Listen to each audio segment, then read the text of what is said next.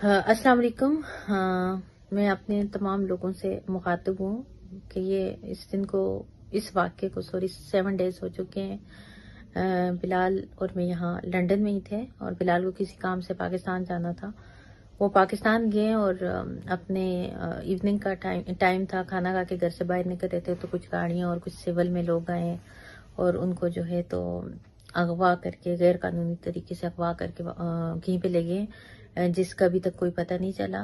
मुतल्लिका थाने में हमने कंप्लेन की और बहुत सारे इदारों से हमने रुजू किया और ये पता करने की कोशिश की, तो किसी भी इदारे को इसके बारे में कोई भी किसी भी किस्म की खबर नहीं थी कि वो हमें मुतला करते कि किस वजह से या किस रीज़न की वजूहात पे उठाया गया है। और इन चीज़ों को मद्देनज़र रखते हुए हमने कोर्ट में एक पिटीशन भी दायर की, बट 7 डेज़ हो चुके हैं, बिलाल लापता हैं। किसी भी ज़राए से उनका पता नहीं चल रहा। उनको एक इलीगल और एक गैर कानूनी तरीके से अगवा करके पता नहीं कहाँ पे लेके गए हैं और 7 दिन हो गए हैं, जबकि मुतल्लिका थाना भी खामोशी कुछ नहीं कर रहा। वहाँ पे एप्लीकेशन भी पेंडिंग में है और कोर्ट के अंदर पिटीशन भी दायर की हुई है। मेरी पाकिस्तान के तमाम इदारों से रिक्वेस्ट है कि आप इस चीज़ का पता लगाएं और एक